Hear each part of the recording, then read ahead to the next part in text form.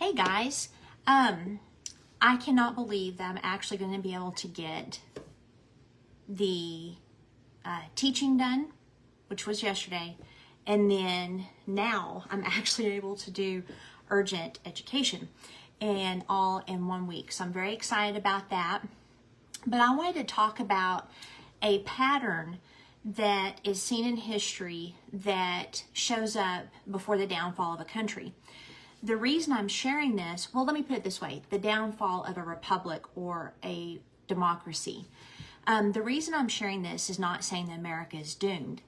I'm sharing this because America needs to wake up, and the people need to start exerting their will for how we want America to look, and quit voting in and allowing elitists to take us down a path that will 100% end up in America not existing. And I want to start off with the basic, just real fast chain of power in America versus the Antichrist system chain of power. So when America was founded, we were actually birthed July 2nd, 1776 by the Lee Resolution. The Lee Resolution was a legal document that changed us from being British subjects and colonies of Britain into sovereign states.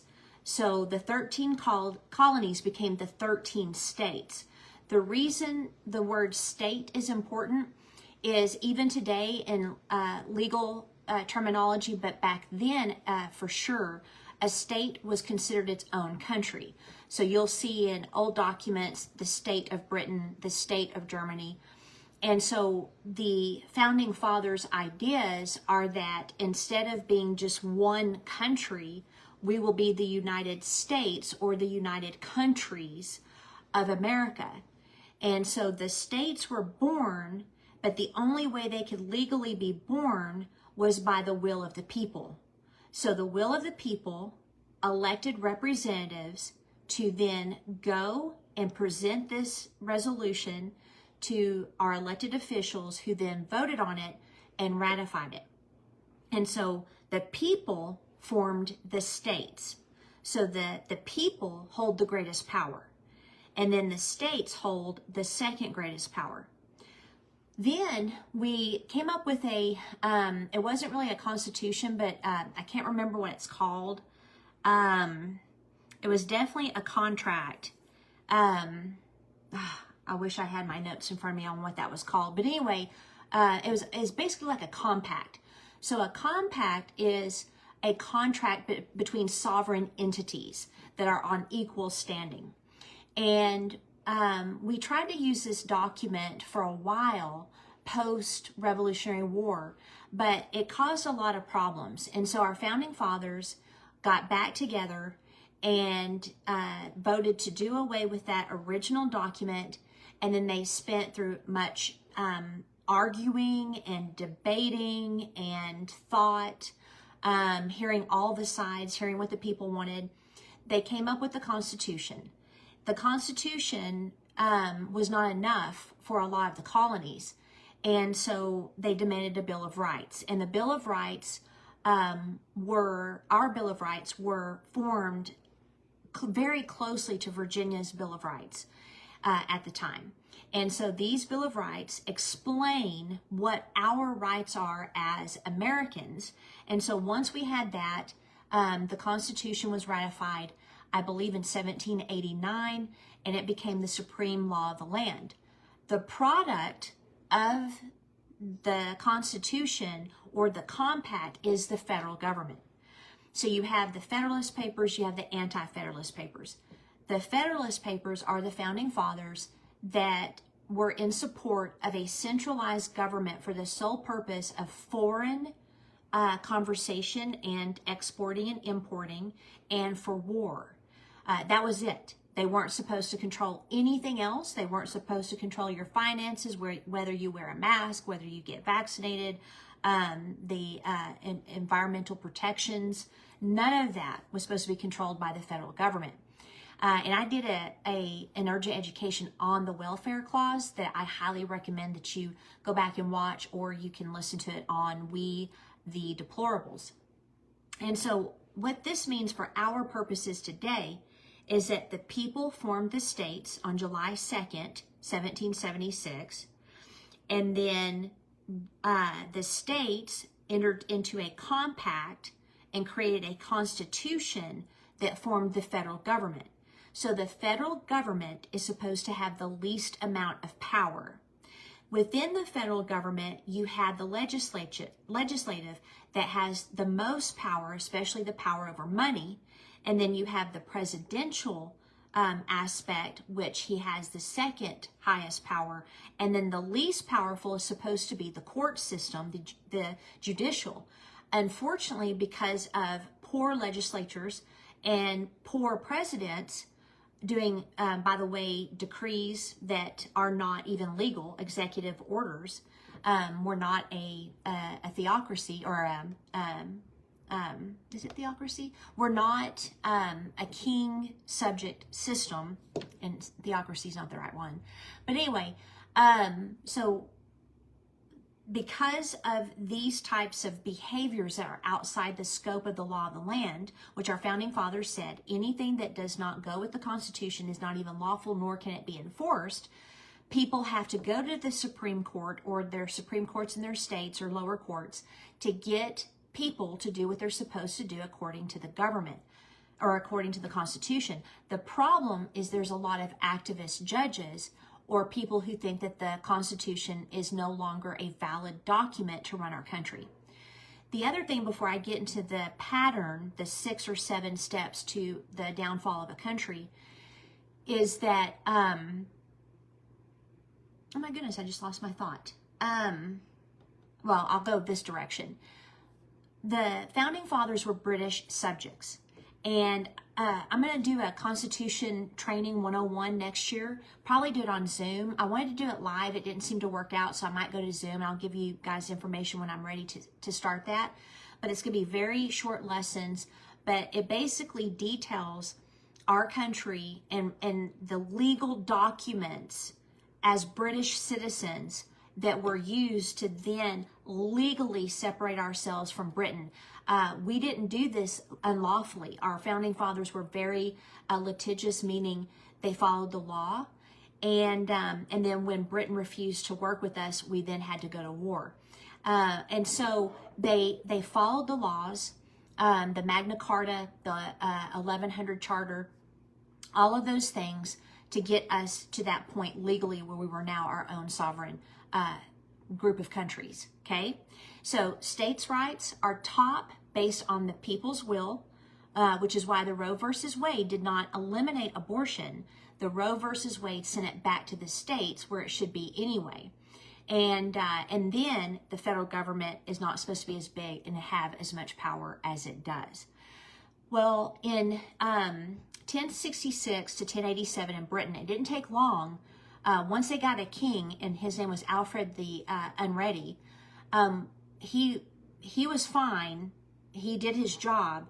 But the next king was actually William the First. He was French from Normandy. He wasn't even British. And I'm not going to go into the whole, like, how he became king. It wasn't good. But the Normans, they did not believe in limited government. And so he was called William the Conqueror. And so there were lots of different kings that followed after him that were of the mind that the kings are the absolute rule and that they should be involved in every aspect of their subjects' lives. And they felt, according to Norman law, that they had unlimited power. So Norman law gave them unlimited power. And so William had to fundamentally change British law and change the government in order to keep his head. And here's how he did it. Now, these are not the steps, but I think you'll see some things in here that is reminiscent of things we're seeing in this country and why it's so important. And I remembered my thought. The United States of America is not a democracy. A democracy is mob rule. So if you look back at the Clinton-Trump election, Clinton won the popular vote, and that was because of California and New York. The reason the founding fathers decided on a republic with an electoral college, and I went into depth of why that's so important also in a previous training, is because they knew that certain states or cities would have more population than others.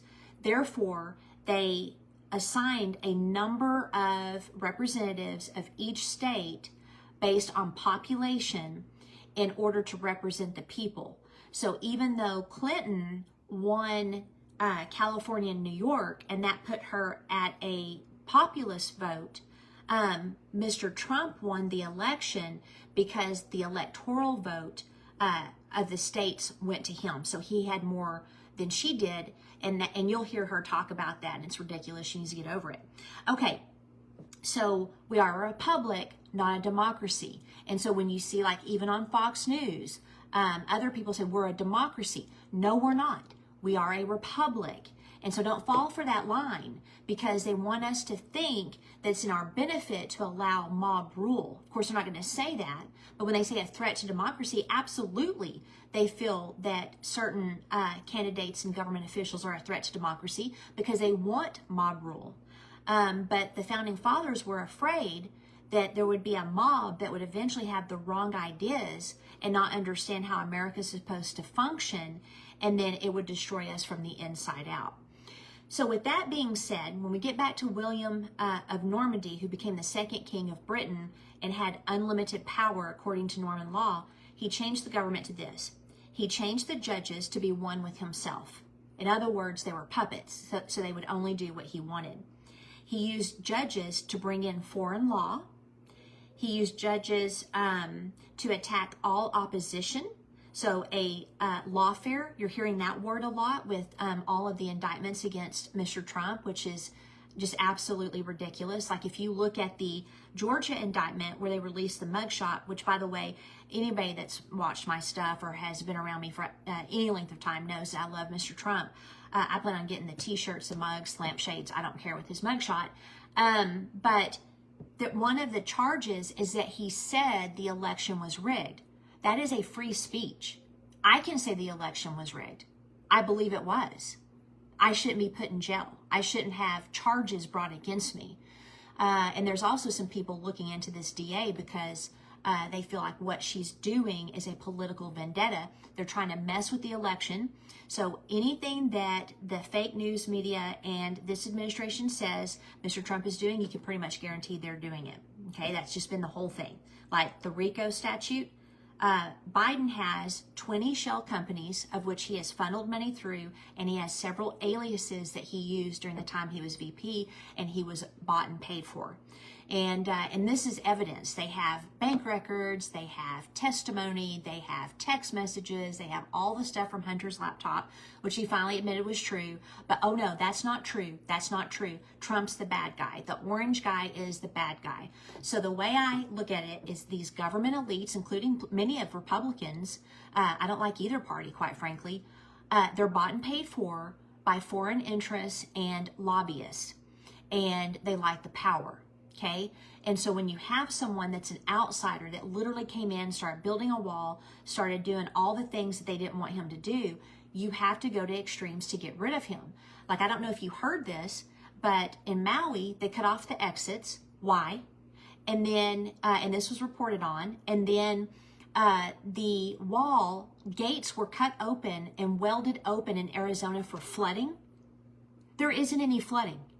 For the antelope, and so now illegals are just rushing through in Arizona. You have to start asking why, right? You have to start asking why. Why is this administration suing Texas for protecting its border? And why is this administration selling off the wall that we bought and paid for? And why is the administration opening up the gates in the wall to let illegals in? Why? Why are they doing this? So we have to start asking these questions and demanding that these things be resolved and get these people out. And so we had this judges to attack all opposition. January 6th comes to my mind. They reward compliance. Okay, you better wear this or you're not going to be able to work. You're not going to be able to bank. You're not going to be able to do anything. Okay, and then no more rebellion. Rebellion was not tolerated. And then he replaced leaders in the pulpit who were loyal to him, not God or the word. And then he controlled the social standards. So I'm sure you can see from these things that William did that we're seeing a lot of that in our society, okay? Now, this resulted in his son. He also reigned. He's a very evil man. His brother Henry I killed him in a hunting accident and became the king. So the people brought forth the first document called the 1100 Charter of Liberties. And this is like, we're not going to put up with this stuff anymore. And if you guys don't straighten up, we're going to cut off your head. Okay, so now we're getting to the King John. He was the most evil of all kings. He's the king of Robin Hood, actually. That's where that whole story comes from. And he robbed the people through taxes. Does that sound familiar? And Robin Hood was a freedom fighter. So what John would do is he would take the taxes he collect and he'd give people enough stuff that it pacified them.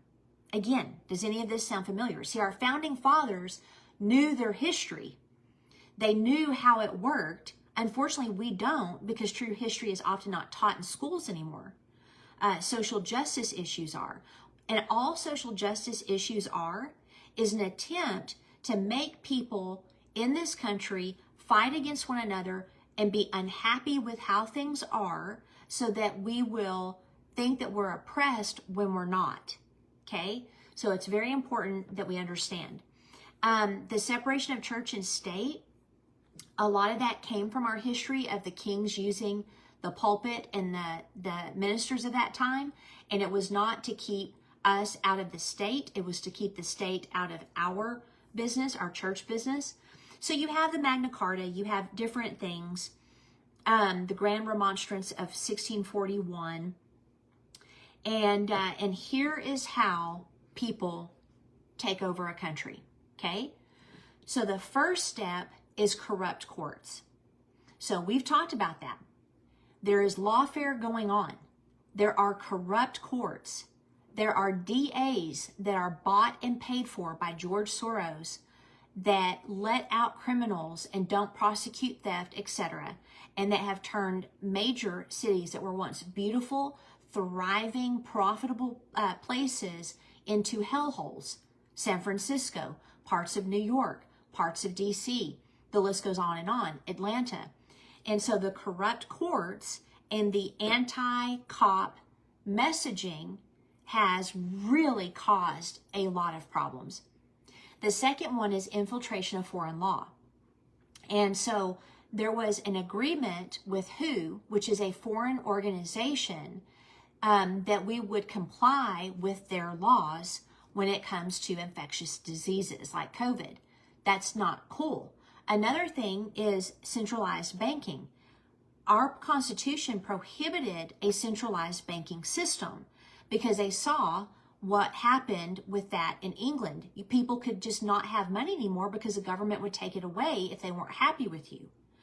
And so I believe it was World War I was actually triggered for the sole purpose of creating a centralized bank because it couldn't get voted in favor of in our government because they knew it was against the Constitution. So infiltration of foreign law. We shouldn't be living according to any foreign law. We have our own supreme law of the land, and that is the Constitution. And then the states of everything outside those perimeters of the Constitution. And then we, the people, have the most power, right? The other thing was no property.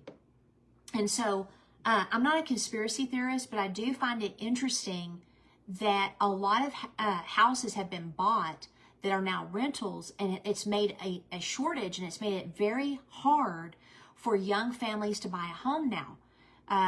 When I was young, we bought our first house, and it was reasonable, and we could afford it. Now, young people can't hardly afford a house. They can barely afford rent. And so you see a lot of young people living with their parents. Well, the phrase, the pursuit of happiness, I also did a teaching on that at the beginning of these, so that it's also in the podcast, We the Deplorables. And I talked about that the pursuit of happiness is land ownership. That's what that is. And so we should be able to own property. It shouldn't be able to be taken by the government. we shouldn't have to just rent. Now, I'm not against renting. If you want to rent, that's fine. But in America, we should have the ability to own property. The next step is taking over the church. I don't know what the church's problem is in this country, but they're really irritating me. So I'm a Christian. I believe in the Word of God. But I would say that the church is some of the most spineless and also ignorant when it comes to the schemes of our government. So like with the whole pandemic situation, churches just shut down. They didn't even question why, for the good of the people, right? And it's like, well, first of all, if you believe in healing, that would have been helpful. But the second thing is, why are you allowing the government to tell you to shut down the church? The church has more rights than anybody else. It's freedom of religion. In fact, like even if you're a 501c3, the Supreme Court is very leery of enforcing the rules, meaning that if you speak politically, they don't want to strip you out of your 501c3 because they said it will chill freedom of religion and free speech. And so we existed before America ever existed. The Supreme Court, that has been their decision. The church has existed before America has existed. Therefore, religious liberty is an ancient right. It's an ancient law, and we're just not going to take it away. And I know a lot of people are like, oh, well, Romans 13, that's a bunch of crap. The Lord says, don't forsake the assembling of yourselves together. So that does not say unless there's a pandemic. Okay? So we're supposed to be in the trenches in such times, and we're supposed to be the hope that people need. And instead, we went dark. We went AWOL. And it's been a problem. And there's even churches that are in cahoots with local government to push these ideas. I think I also touched on that on a couple articles I read that weren't even on ministry websites. It was actually what was happening on a secular website, especially concerning environmental protection and then also pandemic. So there are pastors that are attending trainings on how to get the people to be compliant. So that's another thing where the church is coming under the control of the government, unlike any time I can remember since I've been alive, and I'm 50 years old. For the first time that I can remember, and for the first time in the history of this country, the church shut down. And we were forced to. We didn't shut down. I didn't care if I went to jail. But that is a number 4, okay, of the downward spiral. Number 5 is fiat money, and that's paper money. And so when we were taken off the gold standard, it allowed, I don't remember what it's called, but something easing, quantitative easing, I believe it's called. So what that is we'll just print money. And so the worth of your dollar is very low compared to what it would have been on the gold standard. And I haven't yet said why we went off the gold standard, but it was a bad idea. And one of the things that Trump was going to do in his second term was to get us back on the gold standard. So you can imagine the elites don't want that because inflation is good. They want inflation. They want us to struggle because, again, if we're oppressed and struggling, they can do what they want to do easier than if we're not. So that's an issue. And then number 6, last and final step, is disarm the people. And the English government actually did that to us. So during it was over a decade that we tried to negotiate with England. One of the tactics they used were the writs of assistance. And so basically they put a tax and also banned any use of items that were not from Britain, stamps, sugar, etc. And in order to enforce this, because they wanted to keep us dependent on Britain and not allow us to have our own commerce, they sent agents in with blank search warrants. That's what writs of assistance were. And they would go into houses and they would search the houses for any contraband. But what they were also doing is raping our women, raping our daughters, and they were stealing the money of the merchants. So even if they didn't have a reason or a suspicion that a merchant or a family were using contraband, they had these writs of assistance, so they would just go in and rob from them because that's what they wanted to do. It had nothing to do with contraband. And then they didn't take away our weapons because they knew that we would shoot them. So what they did is they made it almost impossible to own a weapon, and they taxed the crap out of them. So I can guarantee you that if they try to implement this last step, they're going to make it very difficult to get ammunition. They're going to make it very difficult to get guns. They're going to make them so expensive that most people can't own them. And I did a whole Second Amendment and how the primary goal of the Second Amendment, the right to bear arms, was to protect ourselves from a tyrannical government and then personal safety. That was the entire purpose. No one will tell you that. And so if they try to do that, which I think if we don't stand up and do what we need to do, we will see that attempt to disarm the people. Any nation that has ever been disarmed has fallen, okay? So those are the 6 steps to the downfall of a country. I'm sure you can see we're pretty darn close. We are pretty darn close. So what is going to help America? We need Christians to quit being nice. So I did, and it wasn't my original idea. It was Charlie Kirk. But I did a We the Deplorables urgent education on this. I think that was the last one, on stop being nice. And that the original meaning, and I looked it up, of the word nice, and you can too at dictionary.com, is silly or stupid. And so a lot of Christians have confused kindness with being nice. And they're 2 totally different things. The Greek idea of kindness is that if someone needs gentleness and nurturing, you'll give them that. But if they need a whip or a rebuke, you'll give them that. And so kindness is not nice. One of the biblical examples, according to Zodhiates, is when the Lord sat in a corner and made his whip and then drove out the money changers. That's actually a biblical example of an aspect of kindness. And so we're going to have to get active. We're too comfortable. And wisdom is doing what you need to do before you need to do it. And I'm afraid we just don't have the motivation, which is evident by the last election. I remember a pastor listened to Biden's speech and said, that was a very unifying speech. It's nice to have someone, and this person's not a liberal, but he said it's nice to have, just some decorum again and some, kind words, nice words to get us all in unity and blah, blah, blah. And normally I don't respond when people post things like this, but I said, he's lying. He's a racist. And his true colors are going to come out, and he's a snake. And so he's just saying what we want to hear, and that's a problem. We need to be willing to listen to what we don't want to hear.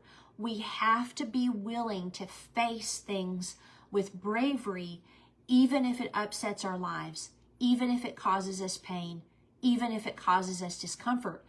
It needs to be a personal policy for each one of us that we're willing to do the hard stuff for the sake of our children and our grandchildren.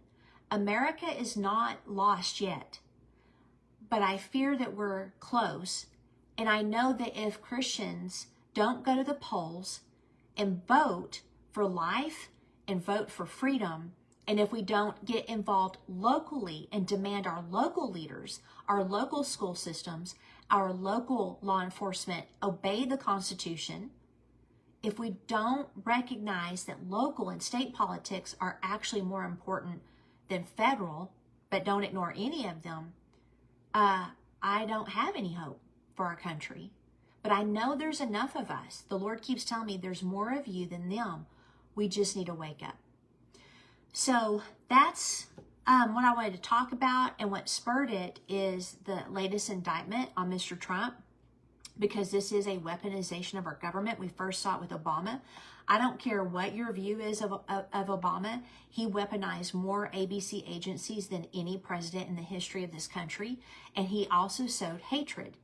What should have been a proud moment and the progress from being racist in the 60s and the Civil War and all that actually hurt us more, and it set us back. And so where we should have been more unified between all races and understand that we're Americans, it doesn't matter the color of your skin, which just me saying that means I'm racist according to the critical race theory and the fact that I'm white. But we should have unified, and we shouldn't see each other by our skin color.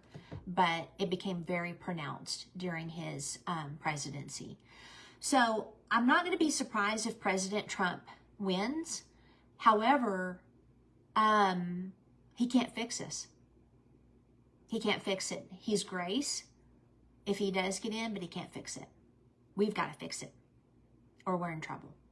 So I just wanted to share those things with you. I'd love to hear your thoughts. If anyone ever wants to be brought up on video and they have a question, let me know down in the comments, and I'll get you up. So anyway, urgent education this week. This will all go onto YouTube, and also I believe our website and destinationchurchclovis.com, and then also We the Deplorables. And I have a whole series on the Christian's role in government from I think maybe 1 or 2 years ago that I would highly recommend that you get into. It goes into voting, it goes into Romans 13, etc. Let me leave you with this final thought. The purpose of government, according to Romans 13, is to execute wrath against the unjust. We're not here to elect a pastor. We're not here even to elect someone that will bring unity, because in the government's mind, unity means you agree with everything that they think. We are supposed to have a president that deals with foreign negotiations and issues, that protects us with lethal force if necessary, by executing wrath when necessary. We're not voting in a pastor. We're not voting in a friend. It's not even a popularity contest, although that's what it's become. We're voting in someone to protect us from foreign threat, to protect us even within our country if our governors won't do it, and to deal with foreign affairs. That's it. That's their only job.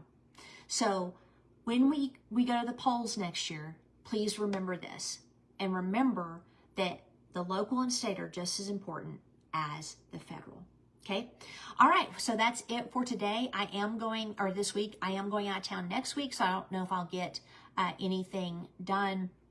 Going to see the kiddos in DC, going into the Lion's Den. Actually, it's a fabulous area. I fell in love with it when I was there. I mean, it's nothing that the news tells you. Now, I know that the swamp is there, but as far as the people and the experience and the kindness, it's been great. So anyway, have a great weekend. Love you guys. Listen to some past teachings on the podcast. Let me know if you have any questions. You can email us at clovisfurnace@gmail.com. Thanks.